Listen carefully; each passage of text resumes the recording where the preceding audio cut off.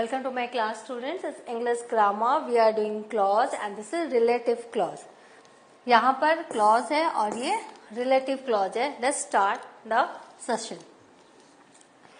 A relative clause begins with a relative pronoun. जो relative clause होते हैं वो किससे begin होते हैं?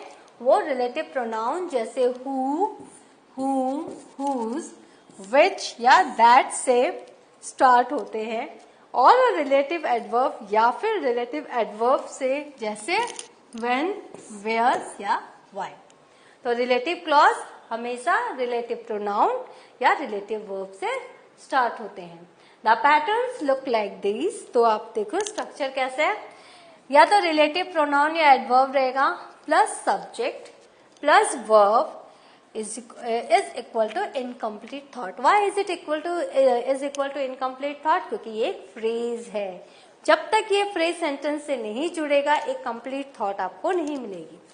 दूसरा रिलेटिव प्रोनाउन या subject plus verb is equal to incomplete thought. तो यहाँ पर प्रोनाउन भी हम एज ए सब्जेक्ट लगा सकते हैं और फिर वर्ब को लगाते हैं. तो यहाँ पे देखो रिलेटिव प्रोनाउन एज सब्जेक्ट. यहाँ पर हमने क्या लिखा है? रिलेटिव प्रोनाउन या एडवर्ब प्लस सब्जेक्ट. लेकिन सेंटेंस ऐसे भी बन सकते हैं relative pronoun as a subject plus verb is equal to incomplete thought. Essential relative clauses do not require commas. तो जो रेस्ट्रिक्टेड या डिफाइनिंग क्लॉजेज होते हैं रिलेटिव क्लॉज वहां कॉमा की जरूरत नहीं होती. A relative clause is essential when you need the information it provides. Now example, a dog that eats too much pizza will soon develop pepperoni breath. तो जो बहुत ज्यादा पिज्जा खा रहा है तो यहाँ पर देखो that eats too much. तो यहाँ पर हमने कहीं कॉमा नहीं लगाया है क्योंकि ये जो है ये इंफॉर्मेशन जो है ये essential information. If dog is specified, लेकिन अगर डॉग को स्पेसिफाई हमने किया है तो the relative clause becomes non essential and does require comma two separate it from the rest of the sentence. लेकिन अगर हमने एज ए सब्जेक्ट हमने उसको स्पेसिफाई किया है जैसे माई डॉग फ्लर्ट, तो मेरा कुत्ता flirt. Who Yeats too much pizza, तो यहाँ पे देखो relative clause who Yeats too much pizza. तो इसको हमने क्या किया है? कॉमा से सेपरेट किया है. उसके बाद हमने बाकी के सेंटेंस लिखे हैं. तो याद रखिए जहां पर हमने दैट लगाया है और वो एक essential part of the sentence है वहां हमें कॉमा से सेपरेट करने की जरूरत नहीं है. लेकिन जहां को हमने उसको स्पेसिफाई किया है नाउन को तो वहां कॉमा लगाने की जरूरत है. We use relative clause to post modify a noun to make clear which person or thing we are talking about. तो relative clause हम क्यों लगाते हैं? ताकि वो जो noun है जिसके बारे में हम बात कर रहे हैं उसके बारे में और अच्छे से क्लियरली हम बता सके. In these clauses we can have the relative pronoun who, which, whose or that. जैसे अब देखो relative जो हमारा clause है वो एज ए सब्जेक्ट कैसे काम कर रहा है. The newspaper reported that the tiger which killed its keeper has been put down. तो the tiger which killed, वो पर्टिकुलर टाइगर जिसने अपने कीपर को मार डाला has been put down.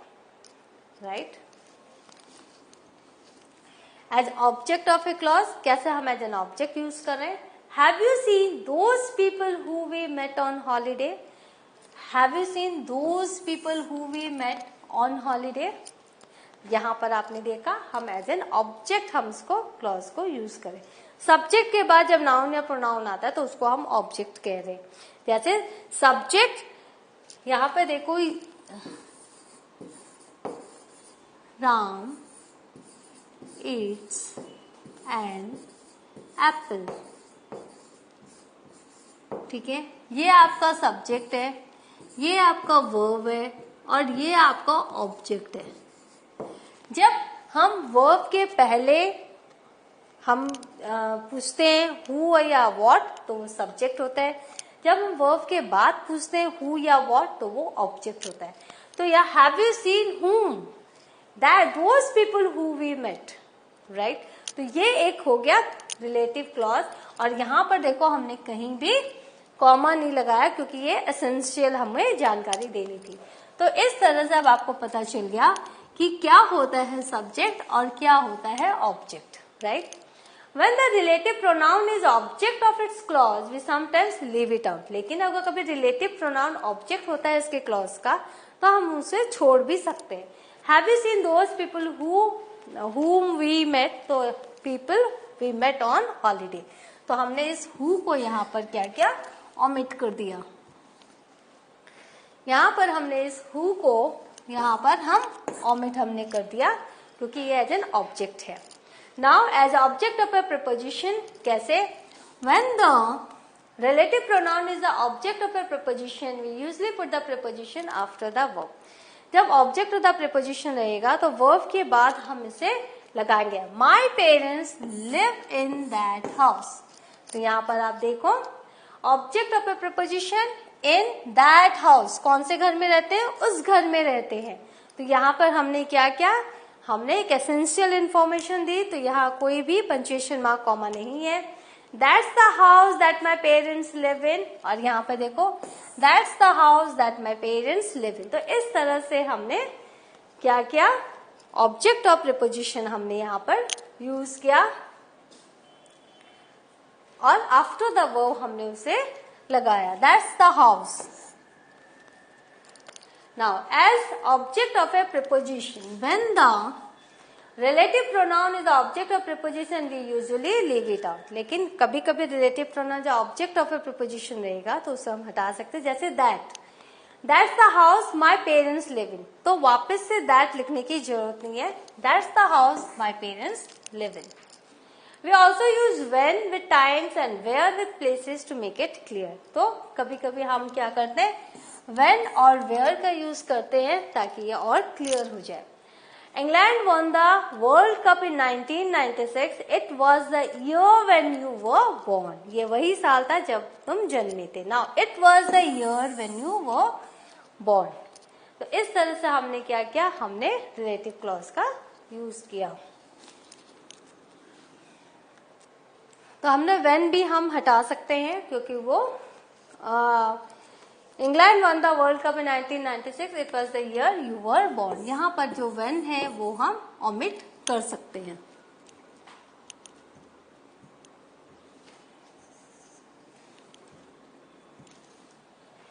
Do you remember the place where we caught the train? लेकिन यहाँ पे देखो ये वेयर, क्या तुम्हें वो जगह याद है जहां से हमने ट्रेन पकड़ी थी? तो do you remember the place where we caught the train, तो where we caught the train ये रिलेटिव क्लॉज है।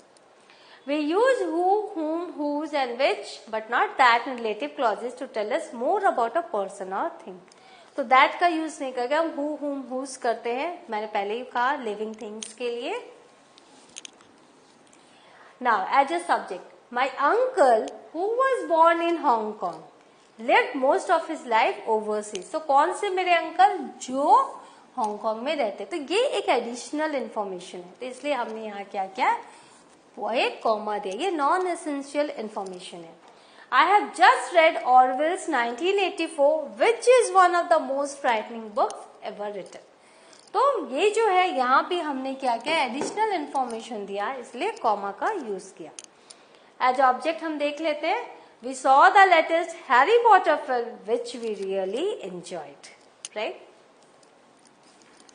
माई favourite actor is Marlon Brando whom I saw on the waterfront. तो यहाँ पे देखो, यहाँ भी हमने कॉमा का यूज किया ताकि, क्योंकि एडिशनल इंफॉर्मेशन है। Now we can use whom instead of who as a object. As object of a clause, he finally met Paul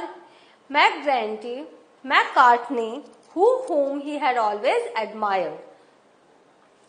तो as a object of a clause हमने क्या देखा, he finally met Paul McCartney whom he had always admired. तो यहाँ पर हमने relative clause का use किया और इसलिए हमने कॉमा का यूज किया। तो जब हम एडिशनल इंफॉर्मेशन दे रहे हैं तभी हम कॉमा से उसको सेपरेट कर रहे हैं। We are going back to Venice which we first visited 30 years ago. तो यहाँ पर आप देख रहे हैं as an object of a clause हम यूज कर रहे हैं रिलेटिव क्लॉज को। As object of a preposition, he decided to telephone Mrs. Jackson, who he had read about in the newspaper. Second is, that's the program which we listened to last night. यहाँ देखो ये about preposition है, ये to preposition है, right? An object of the preposition. We often use quantifiers and numbers with relative pronouns. का हम relative pronoun से quantifiers और numbers भी हम यहाँ use करते हैं. जैसे many of whom, most of whom, one of which, none of whom, some of which, lots of whom, two of which, etc. तो ये आप देख रहे हो, हम relative pronoun जैसे whom, which के साथ हम quantifiers का use कर रहे हैं, and numbers का भी. We can use them as subject, object और object of a preposition. She has 3 brothers, 2 of whom were in the army. तो यहाँ हमने as an object किया. I read 3 books last week, one of which is really enjoyed. There were some good programs on the radio, none of which is I listened to.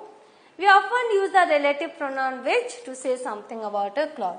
तो जब भी हम which का use करते हैं तो हम क्लॉज के बारे में कुछ कहने के लिए which का यूज करते हैं. ये सब जानकारी बहुत जरूरी है क्योंकि ये जो है ग्रामर का बेस है और रिलेटिव क्लॉज जो है ये आपको बहुत हेल्प करेगा जब आप कॉम्प्लेक्स सेंटेंस लिखोगे. When many small, simple sentences you need to add, then relative clause will help you. He was usually late, which always annoyed his father. What annoyed his father? He was usually late. So as a subject, we have missed our train, which means we may be late. Now, so what have we learned? We have learned relative clause. इसके हमने बहुत सारे examples देखे और आपको भी पता चल गया है कैसे एज अ रिलेटिव प्रोनाउन और रिलेटिव एडवर्ब नाउन और प्रोनाउन को मॉडिफाई करता है. तो use this information, use this knowledge in your writing also.